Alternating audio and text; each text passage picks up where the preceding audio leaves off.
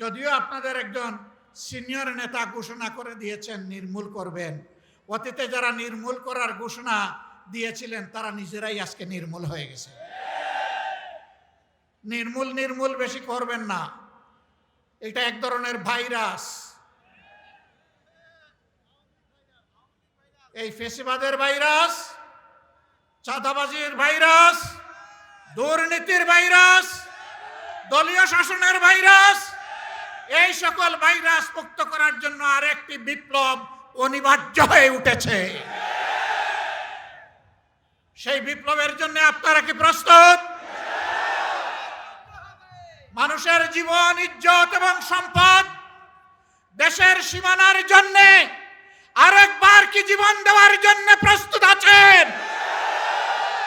বন্ধুরা, এই বয়সে আমি এবং আমরা পিছিয়ে থাকবো না, সম্মুখ সারিতে থাকবো,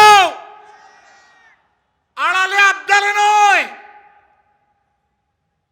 তবুও বাংলাদেশের দিকে কাউকে লাল চোখ দিয়ে তাকাতে দেব না ইনশাআল্লাহ। কোন কালো হাত বাড়ালে সেই হাত গুড়িয়ে দেওয়া হবে।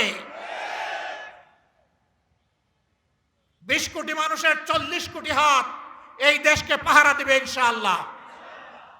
কারো বাবার সাধ্য নাই এ দেশের স্বাধীনতা এবং সার্বভৌমত্ব নিয়ে টানাটানি করার। মহান আল্লাহর উপর ভরসা করে আপনাদেরকে আগামীর সেই বিপ্লবের দাওয়াত আজকে দিয়ে রাখলাম। সংসদে যতদিন পর্যন্ত কথা বলার পরিবেশ থাকবে, জাতির স্বার্থে যতদিন পর্যন্ত থাকার দরকার হবে, তার বাইরে আমরা 1 সেকেন্ডও থাকবো না। যেদিন সংসদের প্রয়োজন ফুরিয়ে যাবে, যেদিন মনে হবে এই সংসদে আর কথা বলে লাভ নাই, সেদিন সেই সংসদে খোতাবিজ বলে আমরা বেরিয়ে আসব। প্রস্তুত থাকুন সেই বিপ্লবের জন্য। অন্যায়ের সাথে কোনো আপত নয়, নতুন পুরাতন কোনো ফ্যাসিবাদ মানি না। পুরাতন পরিত্যাজ্য, নূতন ঘৃণিত, কোনো ফ্যাসিবাদ মানব না ইনশাআল্লাহ। জীবন যাবে, জীবন একটাই, সেই জীবন যাবে আল্লাহর জন্যে, সেই জীবন যাবে মানুষের জন্য। আল্লাহ হাফিজ। বাংলাদেশ জিন্দাবাদ।